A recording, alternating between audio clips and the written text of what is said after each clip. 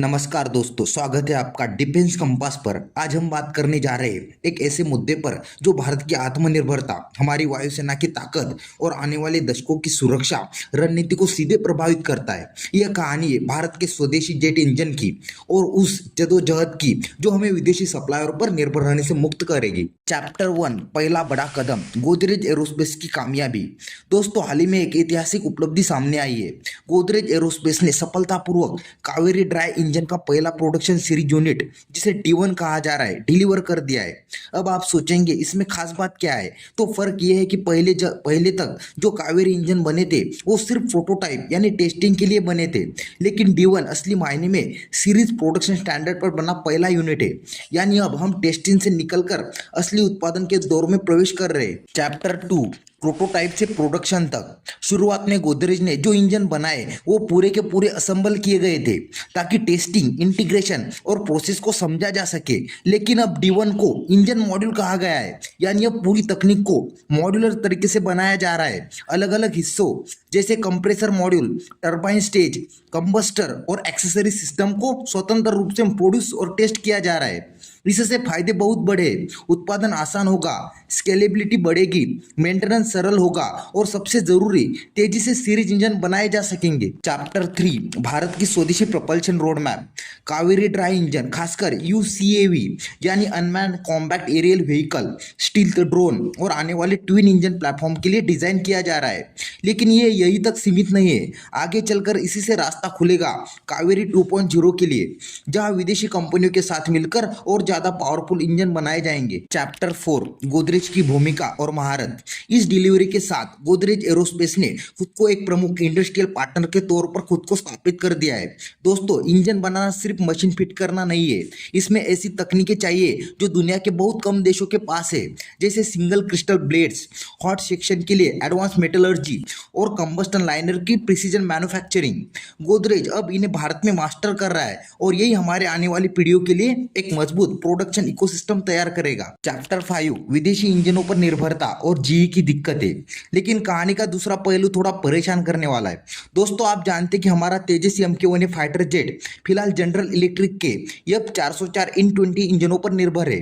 2021 में 99 इंजनों का कॉन्ट्रैक्ट साइन हुआ था और 2022 से डिलीवरी शुरू होनी थी। लेकिन हकीकत यह है कि पहला इंजन 2025 मार्च में आया, लगभग 3 साल देरी के बाद। इस देरी ने सीधे सीधे तेजस MK1 प्रोग्राम को 3 साल पीछे धकेल दिया। ना टेस्टिंग समय पर हो पाई, ना प्रोडक्शन शेड्यूल। चैप्टर 6, देरी के पीछे असली वजह। तो आखिर ये देरी क्यों हुई? सबसे पहले एक दक्षिण कोरियाई सप्लायर दिवालिया हो गया, फिर यूरोपीय यूनियन के रूस पर लगाए गए सैंक्शन के कारण डेनमार्क से आने वाला एक बहुत जरूरी पार्ट, इंजन चार्ज एम्पलीफायर, बंद हो गया। और इसमें सबसे बड़ा फैक्टर है भारत की रूस यूक्रेन युद्ध पर न्यूट्रल पॉलिसी, जिससे पश्चिम देशों ने भारत पर अप्रत्यक्ष प्रभाव डाला। चैप्टर 7, जीई की सीमाएं। जीई ने अब प्रोडक्शन दोबारा शुरू कर दिया है। मार्च से लेकर सितंबर 2025 तक सिर्फ 3 इंजन आए। पूरे साल में अधिकतम 12 इंजन डिलीवर होंगे, लेकिन HAL को हर साल 24 विमान बनाने हैं। जीई साफ कह चुका है कि वो एक साल में 10 से ज्यादा इंजन नहीं दे सकता।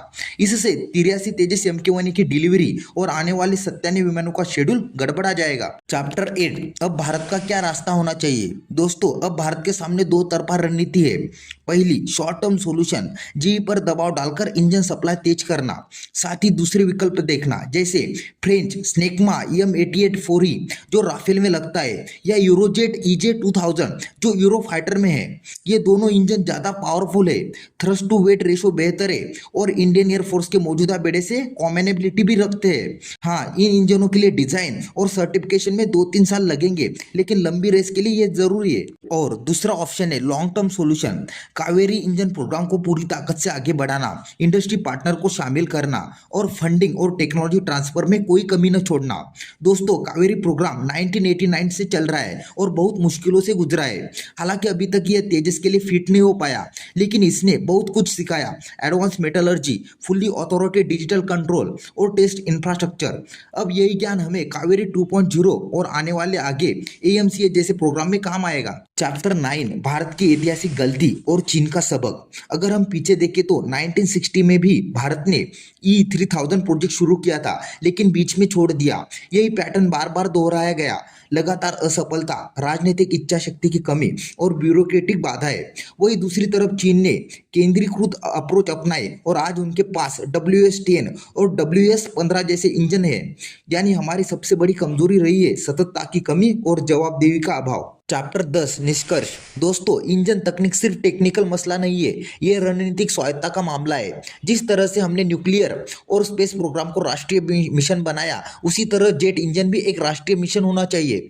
जीई से तात्कालिक सप्लाई सुनिश्चित करना, वैकल्पिक विदेशी इंजन अपनाना और सबसे अहम कावेरी को हर हाल में सफलता तक ले जाना, यही 3 रास्ते मिलकर भारत को आने वाले दशकों में स्वदेशी प्रपल्शन पावर देंगे। तो आज के वीडियो में बस इतना ही। वीडियो अच्छा लगा तो प्लीज लाइक, शेयर और चैनल को सब्सक्राइब करना ना भूलें। मिलते हैं इसी तरह के अगले एक और नई इन्फॉर्मेटिव वीडियो के साथ। Thank you for watching.